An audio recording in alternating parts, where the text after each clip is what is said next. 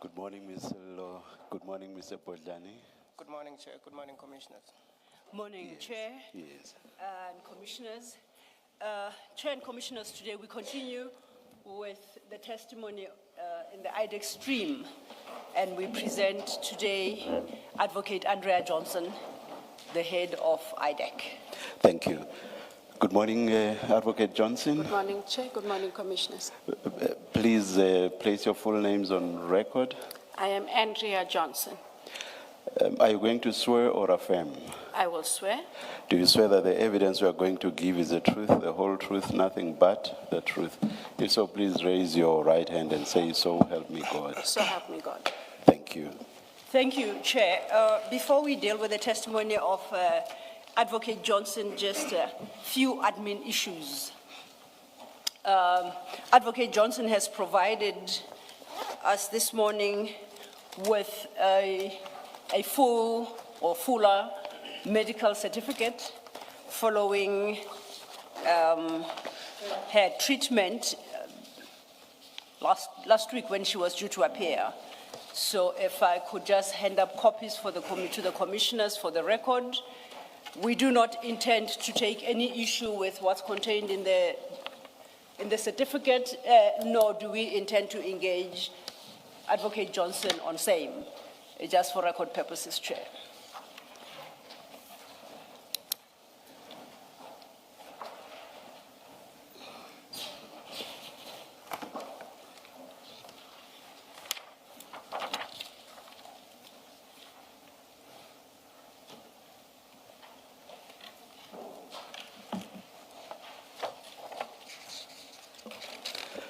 Thank you. Thank you, Chair. And thank you to you too, Advocate Johnson.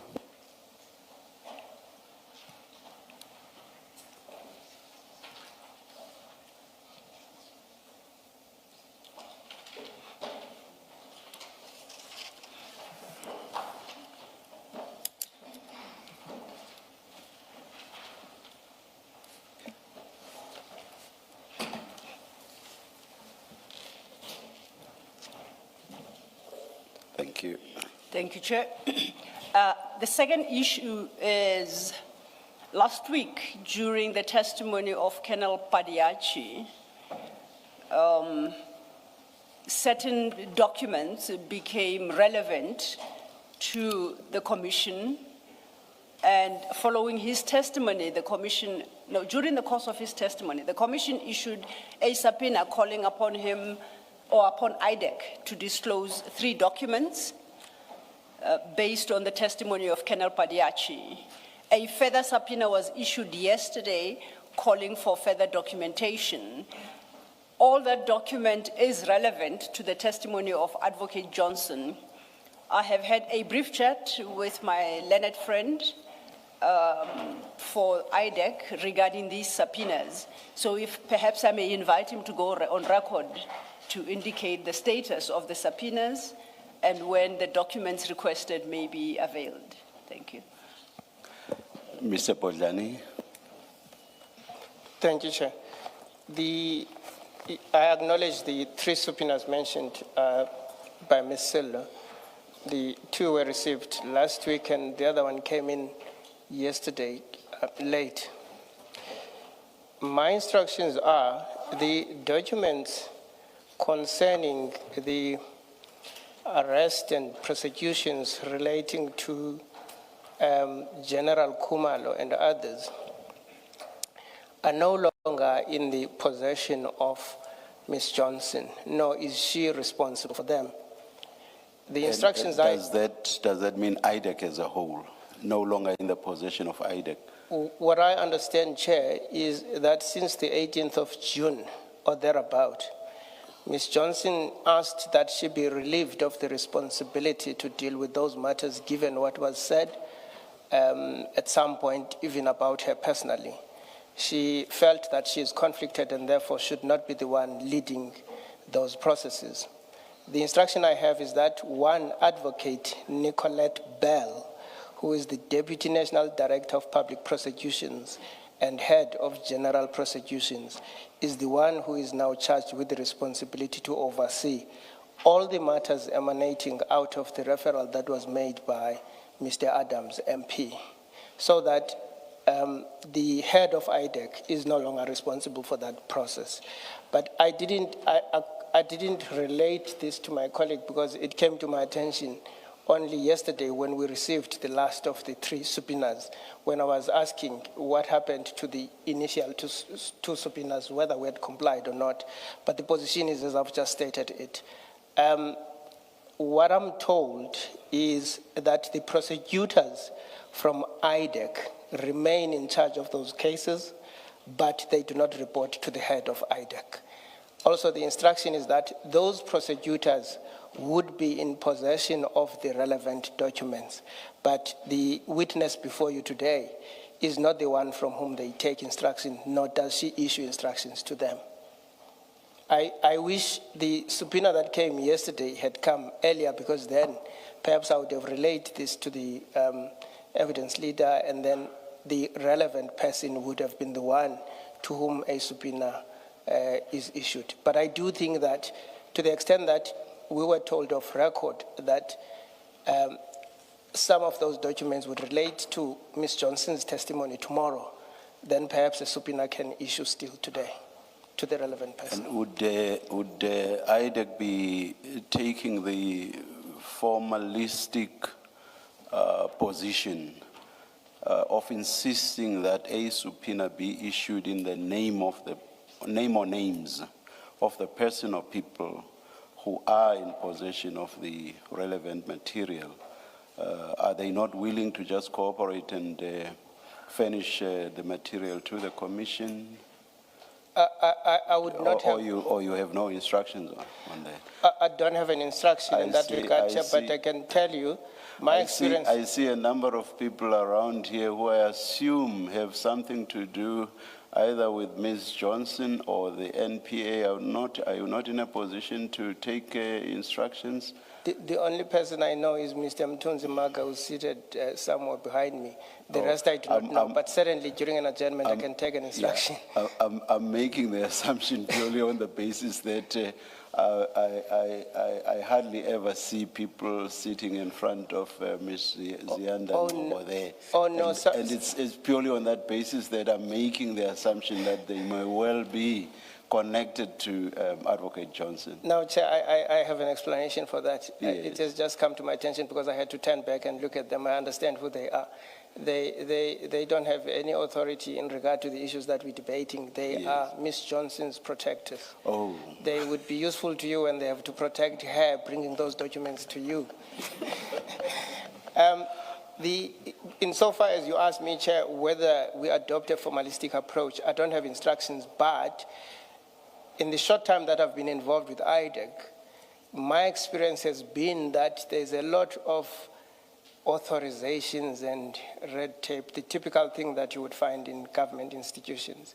So in as much as I would make a few calls and nudge and ask that the documents be made available, I would still request that a formal subpoena be issued, so that when it is later asked on what basis were specific documents made available, then there's something to rely on. That does not, of course, mean before that process is undertaken, I would not make the requisite number of calls that must be made. I was about to say exactly that. I'll come back to you just now, Mr. Law. I was about to say perhaps the two processes should run parallel to each other. And I hope sense will prevail, and that there will not be an insistence on a subpoena, especially on material that they do not own personally. Indeed. It's just public information, as it were. Public not in the sense of it being in the public domain, but public in the sense that it actually belongs to us as the populace, as South Africans, in that sense.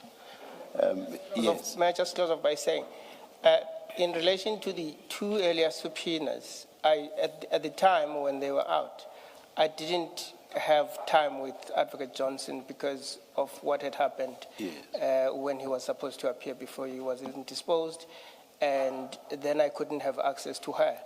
but I only then was able to have a consultation with her yesterday. This is when I got the instruction as to what is happening with specific documents that relate to General Khumalo and others. Thank you, Chair. Thank you. Ms. Thank you, Chair. I think I'm at a bit of a loss. We address subpoenas to the institution. And it is not required of the Commission and its members to go locate this. Do you actually have a copy readily at hand now, just to read what it says? As Mr. Bodlani was addressing us, I did wonder in my mind to whom this subpoena or these subpoenas We're trying to call it up, whether. Were addressed. Yes. And based on his submissions, I then assumed that probably they specifically refer to Advocate Johnson. They wouldn't, the subpoenas issued last week wouldn't specifically refer to Advocate Johnson. They would refer to IDAC. Yes. Or as Mr. Padiache, Colonel Padiache was given to saying to management of IDAC. Yes. And we have now the very head of that management sitting before you today.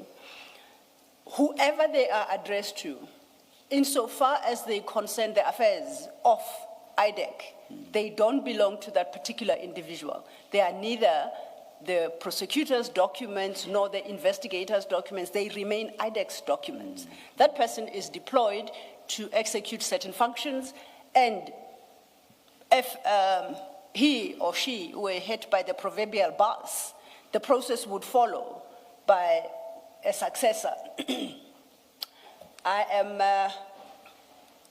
One is showed up to me now, by way of example, Chair, in response to your question, the subpoena. This would be the subpoena dated the 20th of July, 2026. This is addressed to Advocate Andrea Johnson in her capacity of investigating director of the Investigating Directorate Against Corruption, IDAC. So I would argue this is addressed to IDAC through its head, the investigating director, Advocate Johnson, sitting before us here today. In my view, it is the appropriate way to address such subpoenas and such requests. It is to the institution. Upon receipt, the institution will determine who is the best placed person within that institution to deal with that subpoena to enable the institution to respond thereto. So, to the extent that it is suggested that it depends on who it was addressed to, we don't address subpoenas and requests to various members of an institution. It is to the institution, and the head or the right person in the institution will make a determination as to whom to direct that to enable the institution to act accordingly. The second issue is I understood my learned friend to reference what he called the Khumalo matter that is currently in court, and the arrest of Khumalo. And I think, if I understood him well, I speak subject to correction, of course, advised that Advocate Johnson has since been relieved of her duties, has been relieved of her responsibility in respect of that matter, something to that effect. To the extent I understood him correctly, I just want to place on record that we know we have before us the investigating director of IDAC.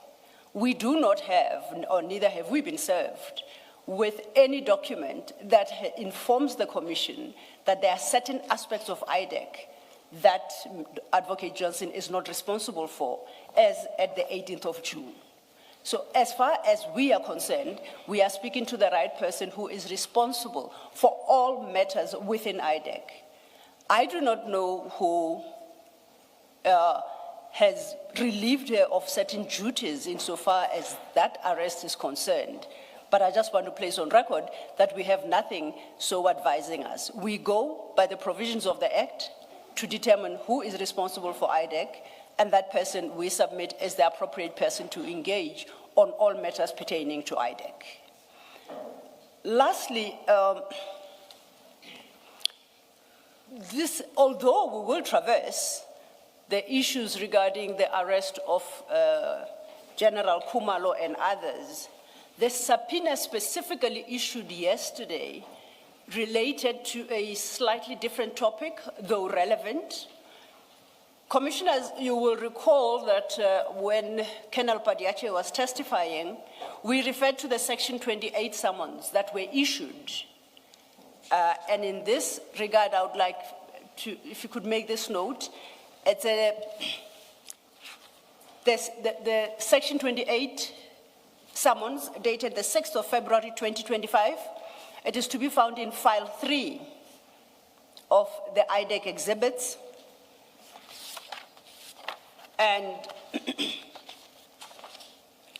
this particular subpoena, when we engaged Colonel Padiache on in its Annexure B, which specifies what documents are required, this subpoena provided that IDAC required original complete applications for security clearances and vetting files for the following senior officers of the South African Police Service.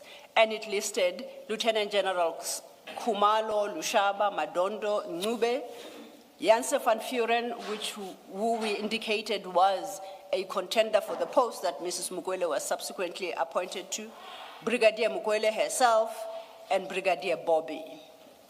A question arose during engagement with Colonel Padiache as to the relevance of security clearances and vetting files for Generals Khumalo, Lushaba, Madondo, Ncube, and Bobby. As the document indicates, it required their security clearances for all the ranks they have held within SAPS. His response was that when IDAC issues a Section 28 summons, it doesn't confine itself to a specific investigation. This was a broader investigation. This was a broader summons to cover other ongoing investigations within IDAC. To a question whether is IDAC seized with an investigation into the security clearances and vettings of those personnel, Colonel Padiache explained as part of investigation into the use or abuse of the Secret Service Fund. A further question was posed to him whether that particular investigation, as authorized in terms of a Section 27 affidavit/affidavits or Section 28 sub 1 of the Act, which empowers the ID to initiate an investigation. His response, not surprisingly, was he is not in a position to, I think either he's not in a position to so state or management would be able to speak specifically to that issue. We then issued a subpoena regarding that particular bigger investigation that then entitles IDAC to request the documents as listed here in the Section 28, which go beyond the scope of what Colonel Padiache was investigating. It is important to draw that distinction because to the extent that Advocate Johnson may have been or is excused from dealing with the arrest, the issues arising from the arrest of Generals Khumalo and others, that does not address the bigger investigation which looks into the security clearances and the like of these generals. And it is the latter that we wanted documentation to, not the arrest. So I draw that distinction and I say that then the subpoena must be responded to and responded to positively because it doesn't deal with the arrest of General Khumalo and the others. Thank you. Thank you, Ms. Sildo. Mr. Oh, I see your mic already on, even though you would not ordinarily have a right to respond, but I wanted to ask you a question anyway. Maybe before you say what you want to say, let me just raise the issue I wanted to raise with you. Did Advocate Johnson, of her own accord, decide no longer to be involved in matters involving General Kumalo and the others with whom he is charged? Or did somebody divest her of the power to be so involved? And if someone, or rather, if the position is the latter, who divested her of the power? The position, Chair, is she made a request to be divested and it was granted. It was granted by the National Director of Public Prosecutions, as I understand it. Is that something that's done statutorily? I'm not aware. That kind of detail sort of is anterior the confines of my instructions and my brief. Yeah. I'll tell you why I'm asking. I'm asking because if, for example, one is not able to point to a specific statutory power, that one informs the request and two informs the granting of the request, I would suggest that there is no way that she can walk away from powers that resort with her, which would include doing whatever is necessary, but which happens to relate to the, let me loosely say, Kumalo cases. Therefore, she cannot, if there is no statutory basis, not respond to the subpoena. What would your response be? But of course, I'm making this suggestion purely on the assumption, or rather, let me not even say it's an assumption. I'm making this suggestion in the event that there is no statutory basis for the request and the granting of the request. Chair, I would agree with you. And again, the answer is on the basis of if, because as I've said earlier, that matter falls anterior to the confines of my brief. So it's not an issue that I considered, investigated, and adopted a particular view in relation thereto. I didn't at all. Okay. May I but quickly... it is something that I must now, that it has arisen, quickly consider. Yes. May I just make what I think is a sensible and practical approach. May I suggest that during the tea break, as you take whatever instructions you will be taking, but that there be an engagement between you and Ms. Sildo on how best to resolve this practically. And of course, from where I'm sitting, a practical resolution would be a response to the subpoenas, and if there is no legal impediment on IDAC's side for the material required by the subpoenas to be provided. That's what I consider to be a sensible and practical resolution to all of this. We just cut across any formalities. Chair, if I may make this indication, Yes. I've Yes. just received an instruction that the NDPP has issued an instruction that these documents be made available, hopefully during the course of the day today. So I would imagine that as we are here debating, there are people who are tasked with this responsibility, so that at some point during the course of the day today, I will give an indication as to how far that process is. That practical resolution is most appreciated. Thank you very much. Thank you, Chair. Thank you. Thank you, Chair. That then addresses the issue of the subpoenas and documents requested. We will restructure our approach to Advocate Johnson's testimony to accommodate the receipt of those documents. How do you propose dealing with this? I hope I did not miss anything. I saw 3 statements by Advocate Johnson. There's what I should call the main statement, and then right at the end of my thinner file, I have a supplementary statement, and then I have one that I was given yesterday, which raises Advocate Johnson's protection against self-incrimination. Yes. Do I have all 3? You have all 3. Or how do you propose doing the part of the evidence where we are not probing except for clarity-seeking questions? You start with the main statement, then the supplementary, and then lastly, the one I and hopefully my colleagues as well got only yesterday. Yes. In that order. That is correct, Chair. The third one came in yesterday. Yes. That was the next issue I was going to address, to indicate that there are now 3 statements by Advocate Johnson. The first from October 2025, the second from July 2026, and the last one coming in yesterday.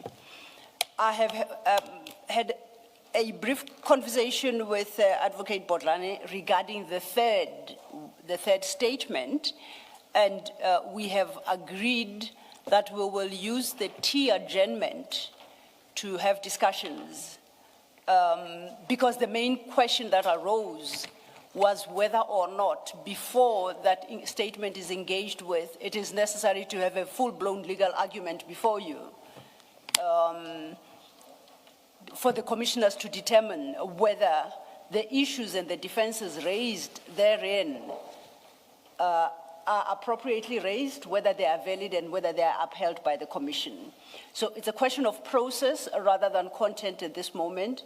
We believe that during the course of the T adjournment, during our engagements, we'll be able to find each other about how we treat that. The idea being it would not be appropriate, much as Advocate Johnson is an advocate, IDAC is fully represented before you. So it's not a debate by right I should have with the witness, it's a debate I should have with her legal representatives. So for purposes of the record, as we start, we are going to place the 3 statements on record. We will not have reached the third statement before T, and hopefully after T we then will be able to indicate to you how we approach the third statement. Thank you, Chair. Thank you, Ms. Thank you. Ms. Sildo. Against that background, then, Ms. Johnson, so much has been said about you. I don't even think I greeted you this morning. Good morning. Morning, ma'am. Thank you. You should have before you a single file. On the spine, I don't know if it has been updated, it should read Andrea Johnson statement and supplementary statement. But as of yesterday, now a third statement has been added in. Is that correct? Is that what you have?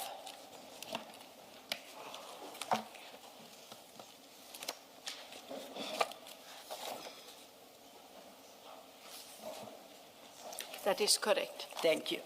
So then that confirms that you have supplied statements to the commission,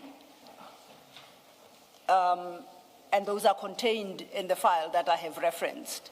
There are other numerous files around you that for the moment you do not concern yourself with.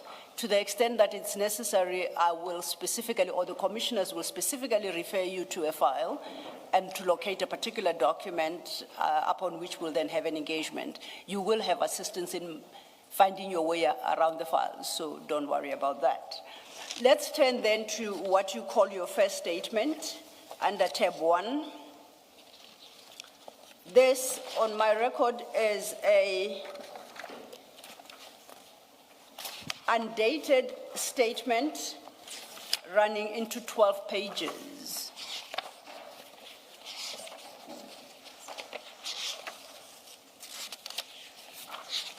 Do you have that at page 12 at the bottom as a signature? Is that your signature above your name? That is my signature. I note that it is undated. Do you have a recollection as to when this statement was? And I'm not sure why that page is not here. Okay. It was submitted to the commission, I believe, on the 25th. It's either the 15th or the 25th of October, 2025. That is when the statement would have been submitted and dated. Noted. It may very well be that the last page fell out. Good morning, Advocate Johnson. Was it commissioned? That is correct. So there is a page missing with a stamp It of would the seem that there commissioner. is a page that is missing. And we'd have to locate that page because it is commissioned and it is dated and it is in October of 2025. Thank you very much. That explains the question I had because I was looking at all the pages. They have two initials, and I was wondering who the second initial belongs to. Thank you. That clarifies it. Thank you, Commissioners. And this is an affidavit. It does indicate so at page 1 in the tram lines that you deposed to. Do you confirm this is your statement, and do you confirm the accuracy of its contents? I do. Do you stand by the contents of this statement as you sit here before the Commission today?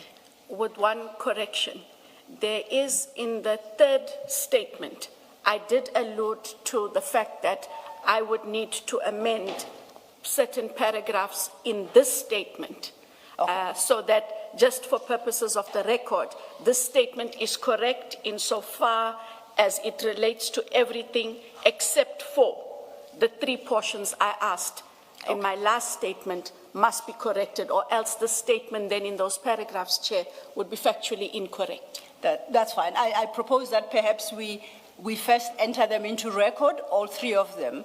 Then as we deal with each statement in turn, you then can highlight the parts within the statement that you suggest require correction.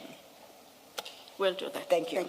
So, but for those corrections, you confirm the correctness of the one we are dealing with now. That is so, Chair. All right. Thank you, Chair.